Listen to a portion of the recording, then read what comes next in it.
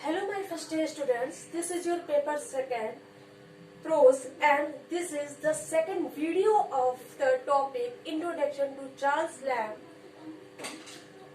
Charles Lamb essay Dream Children Everywhere.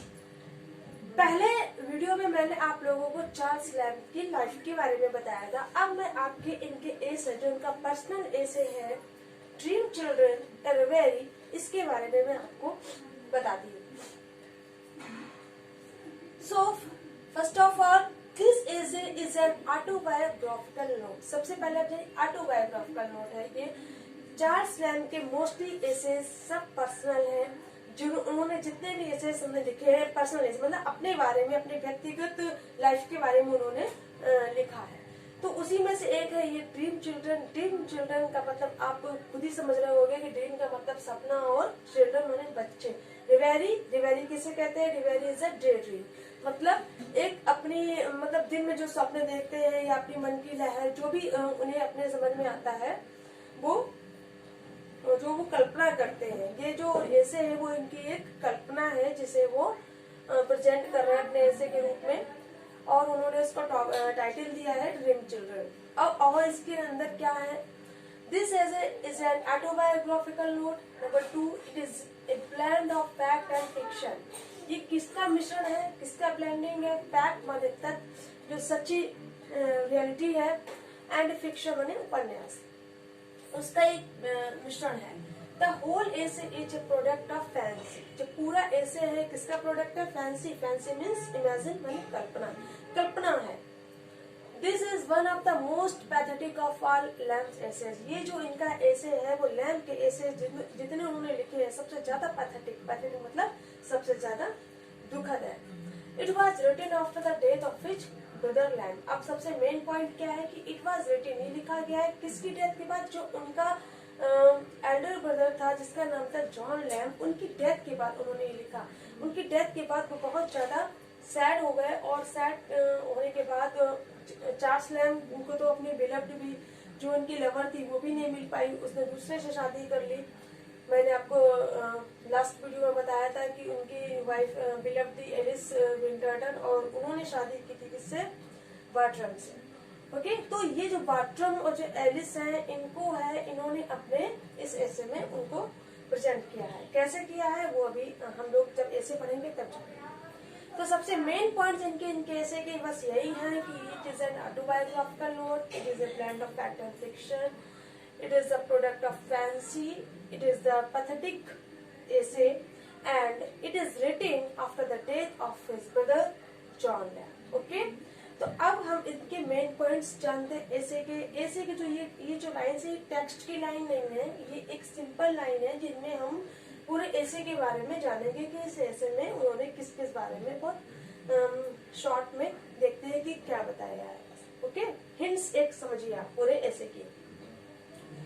तो सबसे पहले उन्होंने बताया कि one evening Alice and John Lamb's dream children gathered round him to know something about their great grandmother Mrs Field. इनकी जो great grandmother Mrs field है, कोई इमेजिन का जो नेम नहीं है, ये इनकी रियल मतलब इनका रियल जो ग्रेट ग्रैंडमदर थी उन्हीं का नाम मिसेस फील्ड था, वही नाम यहाँ पर रखा गया है।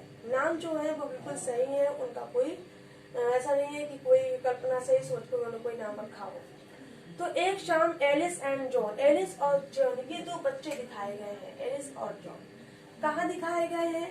ये जो है लैम्ब जो है वो एक सपना देख रहे हैं, बैठे बैठे दिन में अपने एक चेयर पे बैठे हुए कल्पना कर रहे हैं। अब उसे आप चाहे कल्पना कर लीजिए, चाहे आप उसे सपना कर लीजिए, कुछ भी कर लीजिए, लेकिन ये जो है जो बच्चे जो है इनके काल्पनिक, क्योंकि जब इनकी शादी नहीं हो पाती तो बच्चे कहाँ से होंगे? तो उनके बच्चे जो हैं जो बच्चे इसमें बताए गए हैं वो क्या है? इनके काल्पनिक बच्चे हैं।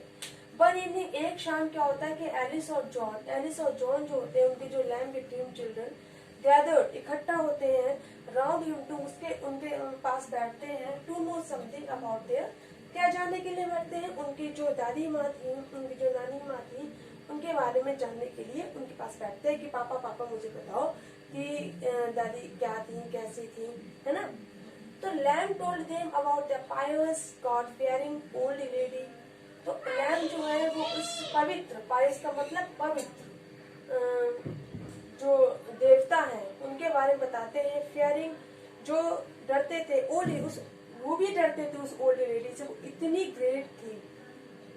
उनके बारे में बताते हैं कि वो इतनी ज्यादा प्रेटी थी, सुंदर थी, चार्मिंग थी हैं, और उन्होंने मतलब अपनी लाइफ में वो एक डांसर भी थी, लेकिन जब वो मरी थी तो वो किससे मरी थी? कैंसर हो गया था उनको, और तब उनकी डेथ हुई थी। जब उनकी डेथ हो गई थी तो मैनी पीपल अटेंडेड हर फ्यूनरल, बहुत सारे लोग जो थे वो उनकी फ्यूनरल पर अटेंड मतलब आए थे सब। ओके, तो ये जो है इनका फर्स्ट, पहले जो है ये अपने बच्चे जो है वो उनके चारों तरफ बैठते हैं और किसके बारे में पूछते हैं? उनकी जो ग्रेट ग्रैंड मदर है मिसेस फिल, उनके बारे में पूछते हैं और चार्ल्स लैम्ब उनको बताते हैं। सेकंड में lamb then narrated to the some of its recollections of his own boyhood.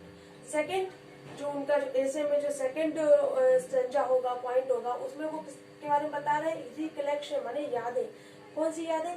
जो उनके अपने बचपन की यादें थी। तो उन्होंने अपने बचपन में सबसे पहला जो पैथेटिक सीन था वो क्या था, वो देखा था। कब देखा था? उन्होंने अपने फादर की डेथ मतलब डेथ के बारे में उन्होंने यहाँ पे डिस्क्राइब किया है आपके टेक्स्ट में से ऐसे के। तो इसमें तो बहुत शॉर्ट में मैं आपको बता रही हूँ कि अपनी यादों के बारे में अपने बच्चों को बताते हैं कि मैंने सबसे पहले दुखों का फील किया कि दुख क्या होता है, सैड किसे कहते हैं। ओके, तो he used to visit his grandmother. तो उन्होंने उन्हें ये भी बताया कि उन्होंने जो है अपने जहाँ उनकी माँ रहती थी, जब उनके फादर की डेथ हो गई तो उनकी जो मम्मी थी वो कहाँ चली गई थी? अपनी मम्मी के पास। तो वो उनके यहाँ गए थे। तो कहाँ कब गए थे? इन हिज हॉलीडेज, अपने हॉलीडेज पर। He moved about freely in the halls and gardens of the great house and great grounds. तो वहाँ पे क्या होता है, उनका घर जो था वो बहुत बड़ा था। तो वहाँ पर वो अपने उनके हॉल्स में, उनके गार्डन्स जो थे वहाँ पर सब पूरे दिन खेला करते थे, मस्ती क्या करते थे। तो वो ये जो यादें हैं वो किससे शेयर कर रहे हैं? अपने बच्चे एलिस एंड जॉन, जो उनके ड्रीम चिल्ड्रन हैं। इसके बाद Lamb narrated to them about her uncle. इसके बाद वो किसके बारे में डिस्कस कर रहे हैं? John lamb. जॉन लैम्ब जिसके डेथ के बाद ये ऐसे लिखा गया ड्रीम चिल्ड्रन। जो जॉन लैम्ब जो उनके भाई थे उनके बारे में वो अपने बच्चों को बताते हैं कि he was very handsome and manly person. वो कितना हैंडसम और कितना व्यवहारिक व्यक्ति था। He told them about her death, और उन्होंने उसकी डेथ के बारे में भी उनको बताया। Tears came in the eyes of the children. जब वो अपने बच्चों को ये सब बातें बता रहे थे तो बच्चों की आंखों में आंसू आ गए, इतना मतलब उन्हें भी दुख हुआ। फिर the children wished to know about something dear mother. फिर फोर्थ टाइम वो किसके बारे में जानना चाहते हैं? अबाउट हिज मदर, अपनी माँ के बारे में जानना चाहते हैं। तो माँ के बारे में बता रहे हैं Charles Lamb. He told them about his prettiness, मतलब उनकी सुंदरता के, उनकी ब्यूटीनेस के बारे में, कितनी सुंदर थी उसके बारे में वो बताते हैं कि तुम्हारी माँ बहुत ही सुंदर लेडी थी। ही कोटेड हर फॉर 7 years, और वो जो है उन्होंने उनका रिहा कब तक किया? फॉर 7 years, 7 सालों से किया। He did not know whether she would accept. वो ये भी नहीं जानते थे कि वो उन्हें एक्सेप्ट करेगी या नहीं करेगी, लेकिन उन्होंने उनका पीछा कब तक किया? 7 साल तक किया। तो वो इतनी सुंदर थी। तो ये जो है ऐसे, और लास्ट में जो है, लास्ट में यहाँ पे जगह नहीं बची थी तो मैंने सिर्फ एक लाइन में उसका शॉर्ट में बता दिया कि इट इज ओनली लास्ट में जब ये सब बातें हो जाती हैं उनके ग्रैंड मदर, उनकी अपनी मदर, उनके ब्रदर, उसके बारे में सब पूरा डिस्कशन हो जाता है, तब उनको एकदम से उनकी आँख खुलती है, उनको पता चलता है कि मैं कहाँ हूँ, मैं अकेले हूँ, I am alone, no children are there. कोई बच्चा नहीं है वहाँ पे, कोई एलिस, कोई जॉन नहीं है, कोई उनकी ग्रैंड मदर नहीं है, न उनकी कोई वाइफ है। वो अकेले हैं और अकेले बैठे हैं और अपनी आंखें खोलते हैं और अपने आप को अकेला पाते हैं और कहते हैं it is only his dream children, कि उनका केवल एक ड्रीम चिल्ड्रन था। ओके, तो ये जो है इनके जो मेन पॉइंट्स है इस ऐसे के, वो मैंने यहाँ पे आपको आप नोट भी कर सकते हैं। और ये जो 3 और 4 फैक्ट है किसके बारे में? ड्रीम चिल्ड्रन के बारे में। तो सबसे पहला फैक्ट जो सबसे अच्छी लाइन ये है कि इट वाज रिटन, किसके बाद लिखा गया? उनके ब्रदर जॉन के डेथ के बाद। ऑटोबायोग्राफिकल नोट है, it is a product of fancy.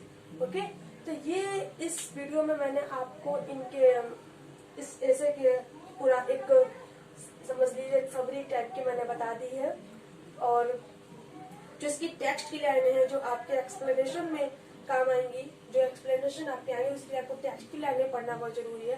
तो नेक्स्ट वीडियो में मैं आपको इसका टेक्स्ट की कुछ इंपॉर्टेंट लाइन के बारे में एक्सप्लेन करूंगी। Okay, thank you.